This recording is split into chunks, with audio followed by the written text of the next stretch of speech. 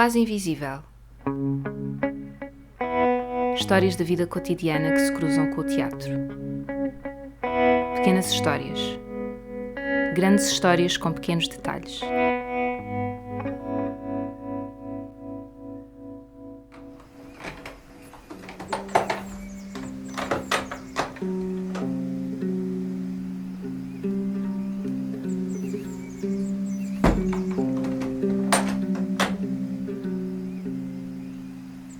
Eu recordo-me de tudo. Nós estávamos lá, não é? E como eu já tinha vindo de outras cadeias e havia muito mais, havia quase tudo, havia jogos de futebol, ali não havia cinema, havia cursos, havia muita coisa. Quando cheguei ali ao campo não havia nada mesmo, aquilo era trabalhar, não é? E não temos atividades nenhumas. Quando vocês chegaram, para nós foi como se viesse desde a terra, não é? Mal me disser que ia haver alguma atividade, eu fiquei logo super feliz. Claro que havia sempre pessoal mas reticente, não é? Tipo, somos presos, não vão lidar connosco, por mais que eles digam que nos querem ajudar, mas isso é só da boca para fora, porque nós somos presos. Havia sempre aqueles senhores assim, não é? Vocês que iam lá, que era para ganhar, mas sim, eles só vêm aqui para ganhar o dinheiro deles, eles estão sempre marimbar para nós, opa, eles querem ganhar o dinheiro deles e depois eles saem todos contentes e nós ficamos aqui, e isto ao princípio. Quando viram que afinal vocês, que nos tratavam como gente, eu também não vou dizer que ao princípio, que não pensei o mesmo, atenção, ao princípio também pensei um pouco, tipo, vocês foram lá, estes gajos, desculpando o tempo, estas pessoas para aqui, tipo, somos os coitadinhos. Mas logo na primeira impressão, quando vocês falaram connosco, eu pelo menos eu vi logo que vocês não eram assim, que não eram, que nos tratavam como, por isso é que nós vos agradecemos, porque sempre nos trataste como iguais, como pessoas, e eu estou a dizer isto porque há pessoal que pensa que os presos não são pessoas. Eu estive preso, cumpri a minha pena, tinha que estar, é verdade, fiz um crime, tinha que estar preso, mas não sou, por causa disso, não sou menos nem mais do que ninguém, não é? Foi uma coisa que me aconteceu, então.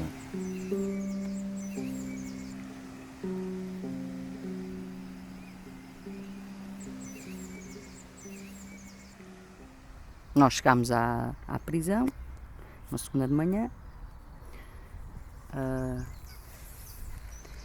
e conhecemos os participantes do projeto. Entre eles estava o Sérgio, que depois percebemos que afinal era Paulo, mas que era Sérgio, era Paulo e Sérgio Paulo, acho que ele preferia ser chamado Sérgio. Ou seja, como podes imaginar, foi tudo assim, construído passo a passo. Eu não fazia ideia, quando lá cheguei, que iria trabalhar, que iria ter aquele trabalho tão, na verdade, tão íntimo e tão próximo com o Sérgio. Aliás, no primeiro dia, quando nós chegámos, o Sérgio foi o participante que me deixou mais, tipo, epá, tenho que ter cuidado com este tipo, como é que vou trabalhar com ele, porque havia ali questões assim de ego. Fiz uma vez, mas não se pode considerar teatro. Eu tinha 8 anos e fizemos uma brincadeira na escola, que era sobre o Capuchinho Vermelho, e depois fomos levar essa brincadeira, entre aspas, ao campo de futebol, ao Jamor. Por acaso aqui em Resende ganhamos, na altura. Depois fomos a Viseu, não me recordo aonde, fomos a Viseu, e de Viseu fomos a Jamor. Eu era para ser o caçador, e depois eu embirrei, porque eu era muito embirrar, e quis ser o lobo, porque o lobo e a avó e a neta eram as figuras principais. Eu não quero ser. A avó não podia ser, não é? Não tinha barba, não podia ser. Capuchinho Vermelho também não era muito o meu estilo. Quero ser o lobo, e fui o lobo. O Sérgio tem um ego grande, que é giro, que é engraçado, mas colocava logo assim, como é que faz, havia ali uma maneira dele se colocar no grupo, pronto, que eu notei, acho que todos notámos logo nesse dia. Mas ao mesmo tempo, havia uma maior vontade de arriscar da parte dele. pareceu-me, senti que ele estava disposto a ir mais longe, ainda que se calhar fosse um bocadinho por uma espécie de autoindulgência. Ele sentia-se bem a fazer aquilo, ele gostava de no grupo sobressair e mandar assim, e mostrar que mandar-se à frente, não é? Liderar, tipo, e se calhar isso também lhe trazia alguma sensação. Pronto, havia ali qualquer coisa que eu percebia que era do foro das relações da prisão, havia ali qualquer coisa que tinha a ver com o grupo, mas comigo o que eu sentia também era que ele estava disposto a ir mais longe, a entregar-se mais, e como o trabalho, ou seja, a par das experiências coletivas que foram super fixes e muito assim, muito de uma descoberta do que é que pode acontecer quando nós todos estamos juntos, não é? Naquela onda, deixaste ir, assim, uma espécie de quase transe coletivo, que era muito, muito fixe. Mas depois eu tinha vontade, naquele contexto tão diferente e tão, para mim também novo, eu também tive vontade de arriscar e perceber, será que eu consigo fazer uma cena assim? O que é que acontece se eu trabalhar mesmo, se me puser a trabalhar, a contracenar, mais do que dirigir, por exemplo? Foi outra coisa que também me questionei logo, quando nós falámos sobre a possibilidade de fazer um trabalho individual. E eu pensei, pá, uma vez que isto é tudo muito arriscado para todos nós, para nós estávamos a fazer, os artistas, e para eles, é uma situação um bocado desafiadora, será que eu conseguia colocar-me nessa posição, de contracenar, encontrar uma zona desse tipo de intimidade com um participante nesta experiência, que é um homem que está preso nesta situação? E isso também me interessava, porque estava com vontade de perceber até onde é que a experiência podia ir. O exercício inicial chama-se uma improvisação de contacto. Porquê é que se chama improvisação de contacto? Porque há um ponto de contacto. No caso, começamos com a mão, ok? E para já ainda não há cena, ou seja, não há uma situação concreta, não vou dizer quem tu és, quem eu sou, não interessa. Há pequenas regras simples para orientar o jogo. Portanto, quem está a ser guiado não luta contra, simplesmente aceita que é outra pessoa a mandar. Neste momento eu digo, tu és o chefe e eu vou contigo. É uma ideia de cooperação, em que nós damos a liderança a outros. Contato nos olhos, ok? Começamos com isso. És tu que baralhar, é isso? Está bom. Assim, eu senti-me. É mesmo bom, isso é mesmo interessante, porque eu antes via o teatro, o cinema, tudo como uma fonte fechada. Desculpando o termo, mas era mesmo uma fonte fechada que eu via isso. E eu depois, ao princípio, não. Estava mais a Sónia a fazer, a contracenar, não é? E para mim, eu ainda pensava, isto é uma fantechada. Mas ao cabo de meia hora, bem, não é tão fantechada. Mas depois, no outro dia, a pessoa começava a olhar para a hora, será que ela vem? Será que ela não vem? Não é? Porque começava a gostar. E depois aquelas tipo brincadeiras, entre aspas, não é? Nós andarmos a correr de um lado para o outro, com muitos guardas, viu aquilo tipo, olha que palhaçada e não sei o quê. Mas à primeira vista. Porque mesmo os guardas e os outros que não queriam fazer antes, já começavam a dizer, se eu sei também queria. E depois houve uma parte que eu parecia mesmo que tinha sido dali da cadeia e interpretava a mesma personagem, fazia mesmo que era, sei lá, sentia uma outra pessoa, que era mesmo personagem, que não era eu, que não era o Sérgio que estava ali. Era aquele senhor que eu não muito esquisito, o Capitão Snegirov, uma coisa assim. Nikolai Ilyich Snegirov, antigo capitão de infantaria russa, que, embora coberto de desonra pelos seus vícios, continua ainda assim a ser capitão. Talvez devesse dizer capitão Sentinov e não Snegirov, pois metade da minha vida só tenho dito coisas sem tino. É o que se obtém com a humilhação. Vou descrever-lhe toda a cena. Pois ia então o seu irmãozinho Dmitri Fyodorovich arrastar-me pela barbicha. Arrastou-me da taberna para a praça. E nesse preciso momento, vêm os rapazes a sair da escola e com eles o Ilyusha. Assim que me vê, naquela figura, corre para mim, papá, papá, grita, agarra-se a mim, abraça-me, quer arrancar-me, grita ao meu ofensor, largue-o, largue, é o meu pai, perdoe-lhe. Lembro-me de como estava a carinha dele nesse momento e nunca hei de esquecer. A cena do Dostoiévski dessa coincidência que tu falaste aconteceu também por uma série de circunstâncias na vida. Eu estava a trabalhar na preparação do último espetáculo do Projeto Karamazov, estava a trabalhar sobre uma parte do texto que tem a ver com o Alexei, que era esta história do menino que vê o pai ser humilhado e como isso o afeta profundamente e como isso acaba por ser uma espécie de desgraça, não é? De acontecimento traumatizante que marca toda aquela família.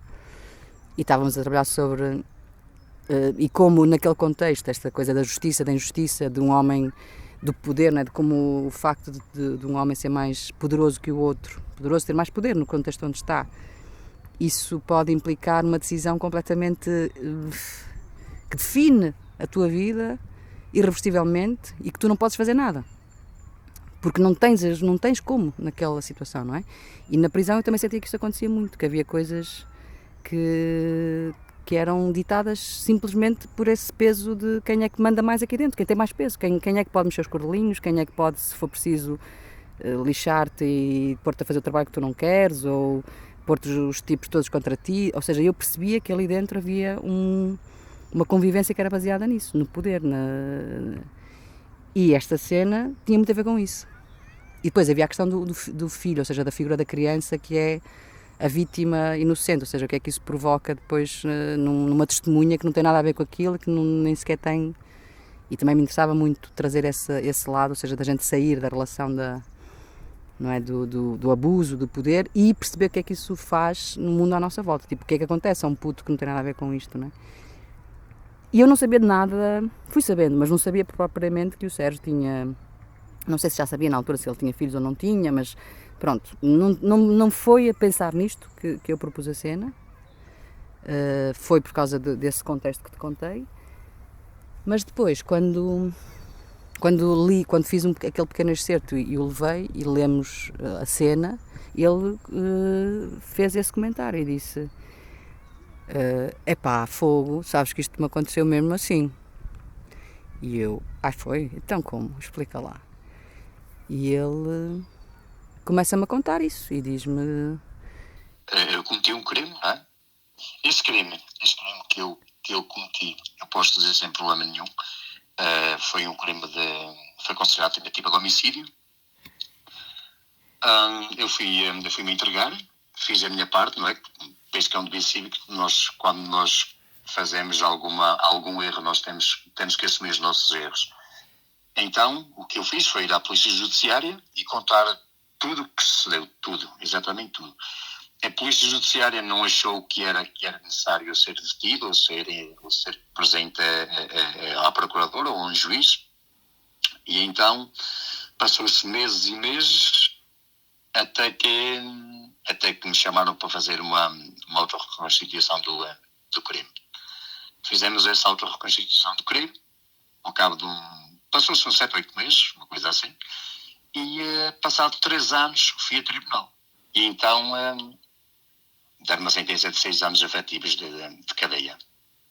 Entretanto, eu saí na mesma, não fui preso, andei mais 4, 5 anos, uma coisa assim, e eu estava na Suíça, porque o meu trabalho era esse, fazia transportes internacionais, estava na Suíça e também lá tinha a minha família, porque tinha morado em Portugal e tinha morado na Suíça. A polícia sabia que eu tinha morado na polícia, no tribunal, toda a gente sabia, certo? Passou 8 anos. Depois desses 8 anos, então, num sábado, no dia 3 de maio de 2017, na Suíça, eu fui abordado por um casal que me pediu informações e depois disseram-me que eram da polícia e deitaram-me ao chão, algemaram, deram-me um choque elétrico, um taser, e o meu filho, eles não se importaram com isso, o meu filho é ver tudo. Depois disso, bateram-me, posso dizer mesmo, não bateram, não me deram murros, não deram chapadas, mas agrediram.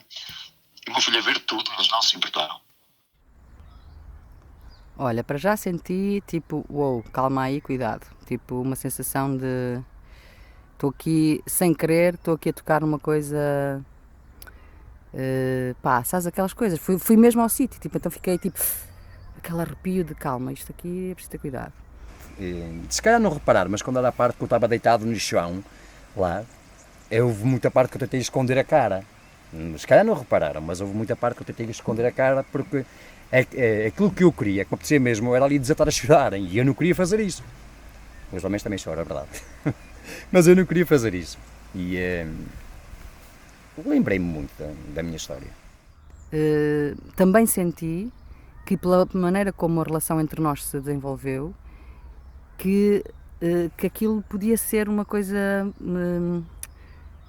que ele tinha confiança em mim, que ele acreditava o suficiente em mim e eu acreditava o suficiente nele, para que aquilo fosse ao mesmo tempo sobre aquilo, mas sem ser uma coisa de estar ali a mexer naquilo ou estar ali a usar aquilo, ou seja, criou-se ali, eu percebi que era uma coisa que estávamos a tocar, que era importante para ele também percebeu, mas a maneira como nós trabalhámos aquilo e como eu tentei depois dar-lhe um contexto mais... Eu cheguei depois a coisa para o lado do teatro e disse, estás a ver, mas isto é uma cena incrível. E comecei a puxar por aquela coisa da teatralidade que havia ali, naquela situação entre o pai e o filho, da maneira como o pai podia falar com o filho.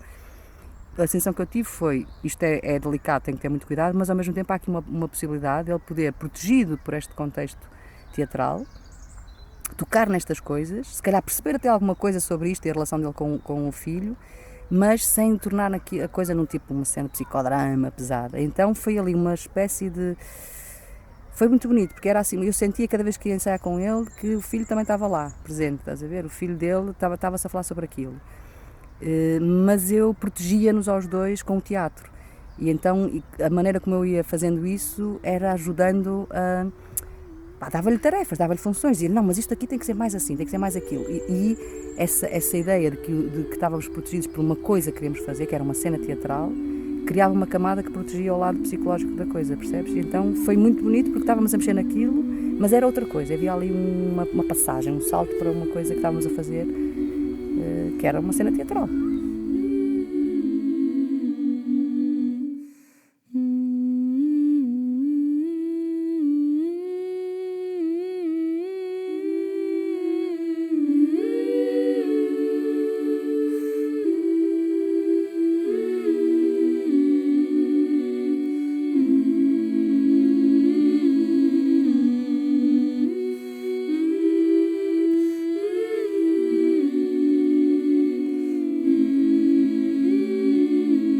Alguma vez foste a um teatro?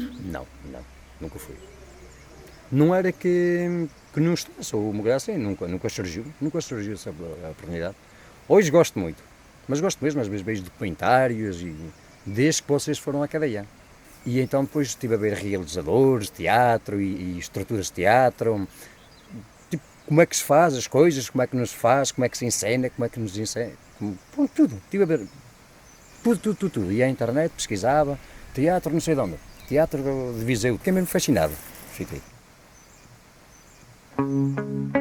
Quase Invisível é um podcast do Projeto Creta, Laboratório de Criação Teatral. Trata-se de uma criação de Ana Bento, que compôs a música original e realizou a sonoplastia deste episódio, a partir de conversas com Sónia Barbosa e Sérgio Moura e ainda com a voz de Nuno Nunes. A ilustração que acompanha o episódio é de Rosário Pinheiro. O Projeto Creta é apoiado pelo município de Viseu, através do Viseu Cultura. Eu sou Ana Ceia de Matos, produtora de Creta. Podem ouvir este e outros podcasts em creta.teatrodacidade.pt.